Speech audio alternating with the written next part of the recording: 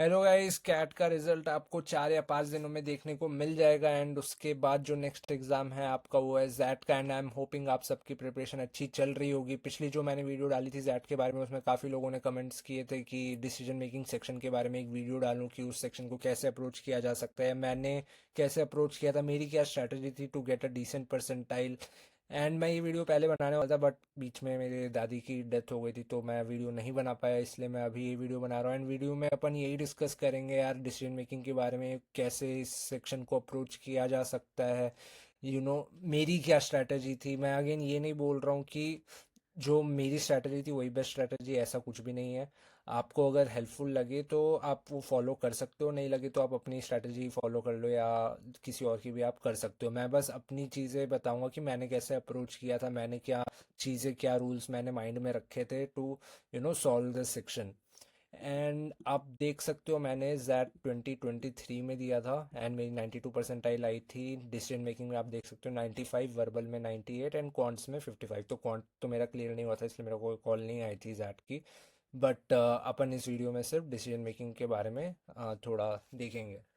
तो अगेन सबसे पहले तो एक चीज़ बता देता हूँ जिन लोग को मतलब ज़्यादा कुछ आइडिया नहीं है यार, आप जैट पहली बार दे रहे हो, आपको डिसीजन मेकिंग के बारे में ज़्यादा कुछ नहीं पता है, तो मैं एक सिंपल सी चीज़ बताता हूँ। इसको ऐसा समझ लो कि आपको एक सिचुएशन दी जाती है एंड उस सिचुएशन का आपको सॉल्यूशन निकालना होता है, और वो सॉल्यूशन बेस्ट सॉल्यूशन होना चाहिए, इफेक्टिव सॉल्यूशन होना चाहिए और थोड़ा क्विक सॉल्यूशन होना चाहिए। ठीक है। तो एक छोटा सा एग्जांपल आपको शेयर कर सकता हूँ। लेट्स से आपके फैमिली में कोई प्रॉपर्टी डिस्प्यूट चल रहा है, ठीक है, आपके बीच में, नहीं, आपके पापा के बीच में या आपके ताऊ जी के बीच में, ठीक है। तो इसमें अब क्या करना चाहिए, इस सॉल्यूशन का क्या हाल है। अभी बहुत सारे लोग के बहुत सारे सॉल्यूशंस होंगे। कोई बोलेगा यार ज़मीन पे फेंसिंग करवा दो, ये करवा दो। कोई बोलेगा गुंडे बुलवा लो, उधर ज़मीन हड़प लो। कोई बोलेगा पुलिस के पास जा सकते हो। तो बहुत सारी चीज़ें होती है, लेकिन आप रियल लाइफ में भले ही कुछ भी सॉल्यूशन अपनाओ, लेकिन एग्जाम्स के लिए जो बेस्ट आंसर होता है वो ऐसा सॉल्यूशन है जो पीसफुली आ जाए, जो शांति से आ जाए, बातचीत से आ जाए। तो यही एग्जाम का तो यही आंसर होता है भाई। अगर आपकी मैटर या जो भी प्रॉब्लम है, अगर वो बातचीत से पीसफुली सॉल्व हो जा रही है तो वही आपको सिलेक्ट करना है या मार्क करना है। और बातचीत से वैसा नहीं हो पा रहा है तो आप रूल के दायरे में या कानून के दायरे में ऑप्शन सिलेक्ट कर सकते हो। जैसे कि किसी ने बोला कि पुलिस के पास आप जाके कंप्लेंट रजिस्टर कर सकते हो, तो वो भी अच्छा ऑप्शन है। तो इसी टाइप के ऑप्शन चूज करने, अपने को एक्सट्रीम ऑप्शंस नहीं चूज करने कि भाई वॉयलेंस कर रहे हैं, मारपीट कर रहे हैं, किसी को किडनैप कर लिया, उठा लिया, ऐसे कोई ऑप्शंस नहीं चूज करने हैं। अपन को सिंपल वाले ही रखने हैं ऑप्शंस, वो वही सही भी होते हैं। तो ठीक है, अपन देखते हैं क्या रूल्स मैंने फॉलो किए थे अपने एग्जाम में, अपने अप्रोच में, जिससे मेरी ठीक ठाक परसेंटाइल आ गई। तो पहला जो मैंने रूल नंबर 1 बनाया है वो है, रूल ही है कि always abide by the rule या लॉ। एंड बाय रूल और लॉ आई मीन जो भी कानून है, जो भी रूल्स रेगुलेशन होते हैं, वो कंपनी के हो सकते हैं, किसी स्टेट के हो सकते हैं, कंट्री के हो सकते हैं, तो वो सारी चीज़ें हैं। अब देखो ये है, मेरा जो भी कैट का रिस्पॉन्स शीट था उसमें डिसीजन मेकिंग का एक सेट मैंने उठाया है। तो उसमें अपन देख लेते हैं क्या है, एंड उसी हिसाब से रूल कैसे इस पे एप्लीकेबल हो सकता है। ठीक है। तो आप चाहो तो वीडियो पॉज करके देख सकते हो कि क्या है, बट मैं ऐसे ही अभी हिंदी में बता देता हूँ कि इसमें बोल रहे हैं मिस्टर क्यू है, वो किसी कंपनी में काम करता है, उसकी शिफ्ट टाइमिंग दे के रखी है। उसके बाद बोला गया है कि जो भी उसका काम हो जाता है उसके बाद वो सोच रहा है कि वो मून लाइटिंग करे। मून लाइटिंग आपको पता होगा कि अगर आप किसी कंपनी के लिए काम कर रहे हो तो उसके साइड बाय साइड भी आप किसी और कंपनी के लिए काम कर रहे हो, कोई साथ ही साथ आप 2 कंपनी के लिए काम कर रहे हो, बेसिकली ये चीज़ है। तो वो होती है मून लाइटिंग। अब वो उसको, ये जो बंदा है मिस्टर क्यू, उसको वो थोड़ा कंफ्यूज है, उसे नहीं पता कि ये करना चाहिए नहीं करना चाहिए, करना सही है कि नहीं है। तो वो बाकी लोगों से डिस्कस कर रहा है कि करना चाहिए कि नहीं करना चाहिए। अब इसके नीचे इन्होंने कुछ ऑप्शंस या ओपिनियंस डाले हैं लोगों के। तो वो पढ़ने से पहले मैं आपको क्वेश्चन बता देता हूँ क्वेश्चन क्या है। तो क्वेश्चन बोल रहा है कि which of the following combinations will best help mister Q to realise that moonlighting is unethical. ठीक है, मतलब मून लाइटिंग नहीं करनी चाहिए, मून लाइटिंग सही नहीं है, आप नहीं करो। और एक और चीज़ यहाँ पे हाईलाइट करना चाहूँगा, इसकी कंपनी में, his company does not have any clear policy on moon lighting. ठीक है। तो इसकी कंपनी में ऐसा मूनलाइटिंग के बारे में नहीं दिया गया कि वो सही है गलत है। ठीक है, तो जो रूल बुक होती है ना, या जो कंपनी के लॉज हैं, उसमें ये नहीं लिखा कि मूनलाइटिंग गलत है। ठीक है, तो अब अपन को वो ऑप्शन सेलेक्ट करना है जिससे मिस्टर क्यू कन्विंस हो जाए कि मूनलाइटिंग सही नहीं है। तो पहला ऑप्शन देखते हैं, moonlighting is unacceptable since the employer has a complete right over the employee. तो भाई क्या ऐसा कहीं पे लिखा है क्या कि एम्प्लॉयर जो भी आपकी कंपनी है उसका आप पे पूरा कंट्रोल है? ऐसा तो होता नहीं है भाई। तो आई डोंट थिंक ये ऑप्शन तो कहीं से भी सही होना चाहिए, ऐसा तो कहीं पे भी नहीं लिखा गया है। तो इसको हटा देते हैं। सेकंड पे आ जाते हैं, moonlighting is a choice of the employee. चलो ये भी ठीक है। And that the employer has no authority over the employee's conduct after office hours. तो अब देखो, अगर आप एक सेंस में देखो कि आप घर जा रहे हो, ऑफिस में जब तक थे तब तक ठीक है, आपका कंपनी जो भी है उस पे वो आप पे कंट्रोल कर सकते, लेकिन ऑफिस आवर्स के बाद तो कंट्रोल नहीं होना चाहिए। ठीक है, और वो बात सही भी है, लेकिन कुछ हद में ऐसा भी नहीं कि नो अथॉरिटी, ऐसा भी नहीं है। अब मान लो कि आप घर चले गए और सोशल मीडिया पे कुछ खराब खराब चीज़ें लिख रहे हो अपनी कंपनी के बारे में, तो भले ही वो आप ऑफिस आवर्स की बात कर रहे हो, बट ऐसा तो अलाउड नहीं होता है। ठीक है, तो वो तो थोड़ा अगेंस्ट जा रहा है, तो ऐसा भी नहीं बोल सकते कि कोई भी राइट नहीं है। बट ठीक है, कुछ हद तक सही भी, moonlighting is the choice of the employee. तो इसको अभी फिलहाल पार्क कर देते हैं। मैं ये नहीं बोल रहा हूँ कि ये सही है गलत, इसको साइड में रखते हैं। ठीक है, बाद में देखेंगे। ओपिनियन थ्री पे आ जाओ। Moonlighting leads to employee missing out on important organisational work. ये भी ठीक है, अगर मान लो कि आप घर पे आके अपना जो भी दूसरी कंपनी का काम कर रहे हो सकता है आपके, लेट से आपको कल के लिए प्रिपेयर करना हो, तो अपनी कंपनी के लिए कोई प्रेजेंटेशन हो आपकी, तो उसमें आप हो सकता है मिस आउट कर लो, आप उतने अच्छे से प्रिपेयर नहीं कर सकते हो, तो ये ठीक है ऑप्शन। मतलब ये तो मतलब सपोर्ट में है कि अ, सही जो इसने बोला है नैतिकल, तो ये ठीक है, साइड में रख लेते हैं। ये भी मतलब कोई ख़राब ऑप्शन नहीं है। अब इस पे आ जाओ। While moonlighting the employee might unknowingly leak critical information gain from one organisation to the other. अब ये ऑप्शन देखो, ये सही है कि नहीं? अब बताओ, आप ही बताओ। भले ही आपकी कंपनी में कोई मूनलाइटिंग की क्लियर पॉलिसी नहीं है, लेकिन आप जब कोई भी कंपनी ज्वाइन करते हो तो आपसे एक कॉन्ट्रैक्ट साइन करवाते हैं कॉन्फिडेंशियलिटी वाला। उसमें लिखते हैं ना कि भाई आप कोई भी कंपनी की इन्फॉर्मेशन दूसरी कंपनी में नहीं शेयर कर सकते हो। ये तो आपने साइन किया होगा, अगर आप वर्क एक्सपीरियंस वाले हो तो आपको ये चीज़ तो पता होगी। तो ये तो भाई मतलब रूल में लिखा हुआ है कि आप कहीं और पे लीक नहीं कर सकते हो क्रिटिकल इन्फॉर्मेशन। और ऐसा पॉसिबल है, आप सेम लैपटॉप से काम कर रहे हो अगर, और अपनी कंपनी के और दूसरी कंपनी पे आप घर जाके काम कर रहे हो, जैसे भी कर रहे हो, तो पॉसिबल है कि कोई फाइल अपलोड हो जाए, फाइल शेयर हो जाए या स्क्रीन शेयर हो जाए, कुछ इन्फॉर्मेशन दूसरी कंपनी को चला जाए। तो ये तो अननोइंगली भी सही, लेकिन हो सकता है ऐसा। तो ये तो बहुत सही चीज़ है, मतलब जो ये रूल मैंने बताया था उसमें फॉल भी कर रहा है। तो option four will be highly relevant to convince Mr. Q to realize moonlighting is unethical। तो फोर्थ तो मैंने इधर ही डिसाइड कर लिया था, फोर्थ तो मैं सिलेक्ट करने ही वाला हूँ। फिर चलो पहले फिफ्थ भी देख लेते हैं। It is okay to moonlight as employers are exploitative and underpay employees. तो हमें तो भाई मिस्टर क्यू को कन्विंस करना है कि मूनलाइटिंग अनएथिकल है, ये तो मूनलाइटिंग के सपोर्ट में दे रखा है ऑप्शन। तो ये तो कहीं से भी नहीं होगा। तो मैंने भाई क्या बोला था, फोर्थ तो मैं सिलेक्ट करूंगा ही। और थर्ड को भी मैंने बोला था, ये भी कोई ख़राब ऑप्शन नहीं है, ये भी सही है। ठीक है, तो आप देखो, थर्ड को भी आप उतनी प्रेफरेंस अगर यहाँ पे नहीं दोगे, लेकिन फोर्थ आप देखो कि कहाँ कहाँ मार्क कर रखा है। तो फोर्थ देखो, ओपिनियन वन फर्स्ट ऑप्शन में है, फोर्थ और कहीं है, और इस पे है, वन और फोर में है। अब इन दोनों में डिफरेंस क्या है? एक थर्ड ऑप्शन चूज कर रहा है, एक सेकंड ऑप्शन चूज कर रहा है। तो सेकंड ऑप्शन तो ये वाला था कि that the employer has no authority over the employee's conduct. तो ऐसा भी नहीं हो, मैंने सोशल मीडिया वाला आपको एग्जांपल दिया ही, और मेरे को थर्ड इसमें ज़्यादा रेलेवेंट लगा कंपेयर टू टू, तो मैंने थर्ड और फोर्थ मार्क किया था, और आप देख सकते हो वही सही भी है। तो ऐसे भी आप अप्रोच कर सकते हो। ये था अपना पहला रूल। अब अपन आते हैं दूसरे रूल पे। ठीक है, दूसरा रूल है कि prefer evidences proof over intuition. तो इसका यही मतलब है कि जहाँ पे भी प्रूफ एविडेंस की बात हुई हो, तो उसको आपको सबसे ऊपर प्रेफर करना है over things like intuition, emotions, या ऐसी वही मतलब ऊपर ऊपर से जो चीज़ें हो गई उनको नहीं प्रेफर करना है। आपको जो भी फैक्ट है, फैक्ट, एविडेंसेस, प्रूफ, इन सारी चीज़ों को प्रेफर करना है किसी भी केस या सिचुएशन में। तो इसका भी एक एग्जांपल देख लेते हैं।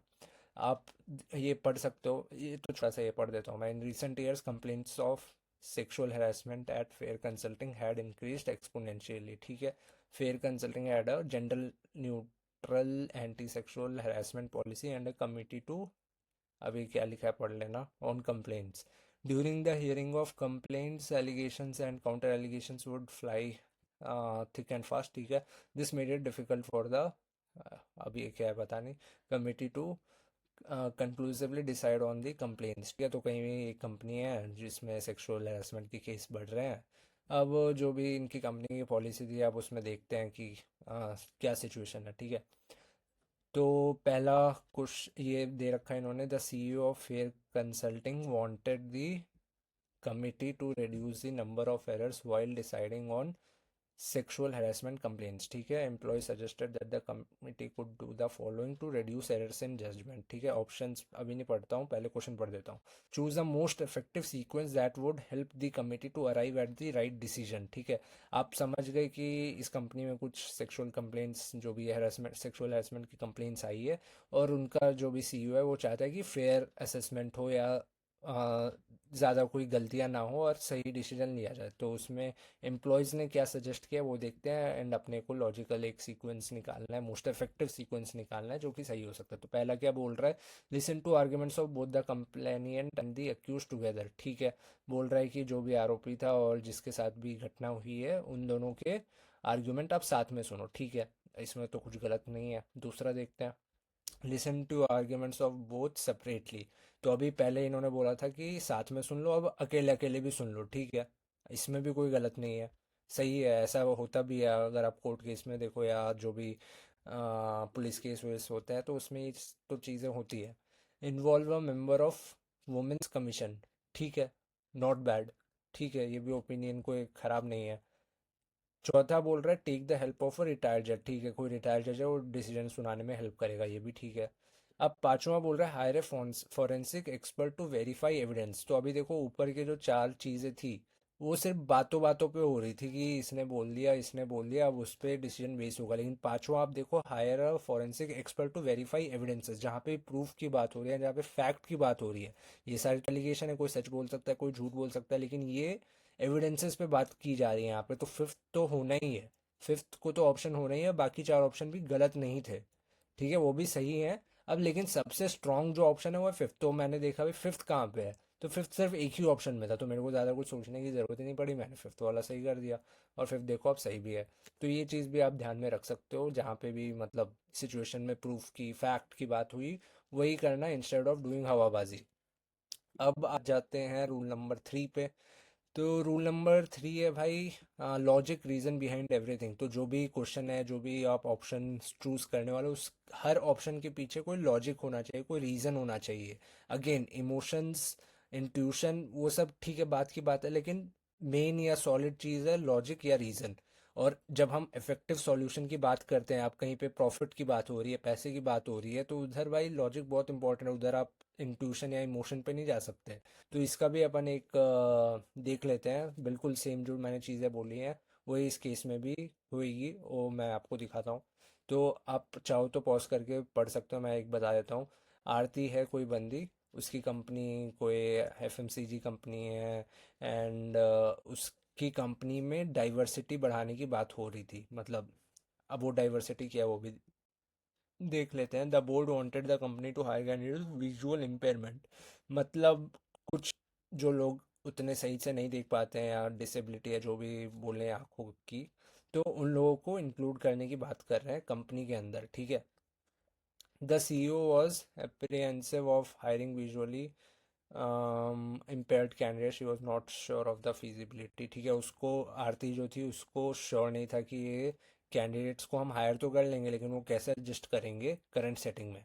उसके बाद Aarti was unsure as to how visual impaired could contribute meaningfully to the organise. अब भाई हायर तो कर लेंगे, डाइवर्सिटी तुम्हें हायर करनी है, लेकिन सिर्फ हायर करने से नहीं होगा, वो कंट्रीब्यूशन भी तो कुछ करने चाहिए। मतलब ऐसा टास्क दिया जाए उनको जिससे वो कुछ कंट्रीब्यूट भी कर पाए। सिर्फ हायर करने से तो आप तुमने हायर कर लिया और अगर वो कुछ काम ही नहीं कर रहे हैं, अगर वो कुछ कंट्रीब्यूट नहीं कर रहे हैं तो क्या फ़ायदा है।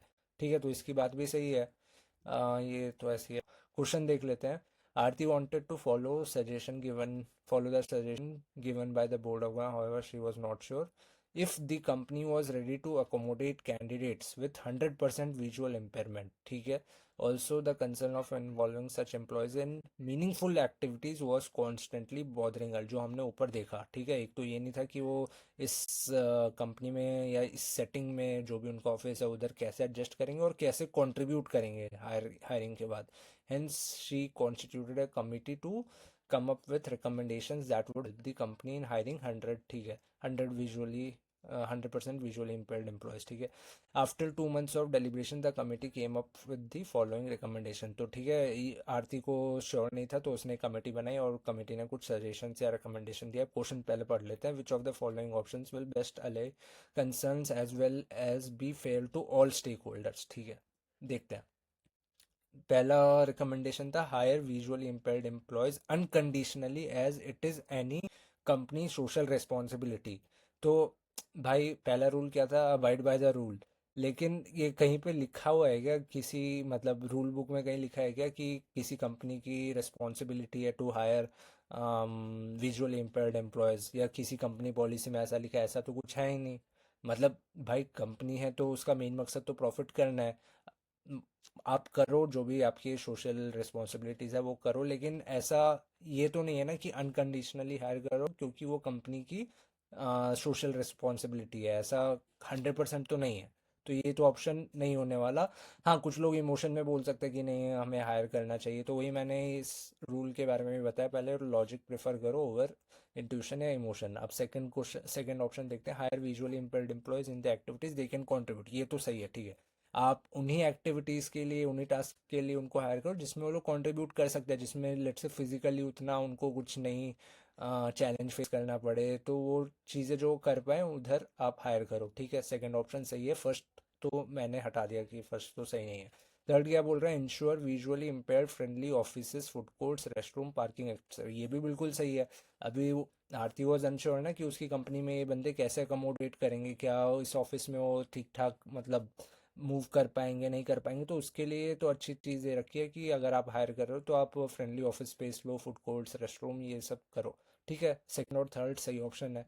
अब चौथा लिखा है allow guide dogs to assist employees with 100% vision impairment in the office premises. ये भी ठीक है. ये जो ऑप्शन 3 और ऑप्शन 4 है ये अकोमोडेशन में हेल्प कर रहे हैं ना विजुअली इम्पेयर्ड लोगों की. तो ये 3 और 4 भी सही है. और सेकंड था कि उन्हीं एक्टिविटीज़ के लिए हायर करो जिसमें वो लोग कंट्रीब्यूट कर सकते हैं. तो जो दो मेन कंसर्न थे कि एक तो कैसे अकोमोडेट करेंगे और कैसे कंट्रीब्यूट करेंगे, वो ये 2, 3 और 4 से आई थिंक सॉल्व हो जाने चाहिए. तो अगर आप ऑप्शन भी देखोगे 2, 3 एंड 4 ही सही है. यही मार्क भी किया था. तो यही मतलब थोड़ा लॉजिक भी लगाना है अपने को, सिर्फ इमोशंस पे नहीं जाना है कि ठीक है दे आर विजुअली इम्पेयर तो भाई सबको हायर कर लो. ऐसा भी नहीं है. प्रॉफिट भी अपने को देखना है, क्या कंट्रीब्यूट कर रहे हैं वो भी देखना है. तो ये 3 मेरे रूल थे जो मैंने फॉलो किए थे. आप भी मतलब एक सुपरफिशियली ये चीज़ें ध्यान में रख सकते हो, और कोई भी केस हो तो अगर ये चीज़ें काम आ जाएं आपके तो अच्छी बात रहेगी. तो आई एम होपिंग कि वीडियो हेल्पफुल रही होगी. एंड आपके कोई भी क्वेश्चन हो तो आप कमेंट्स में डाल देना. मैं ट्राई करूँगा जितनी भी मेरे को नॉलेज है मैं उस बेसिस पे आंसर कर दूँ. And yup, that's it for this video and thank you for watching.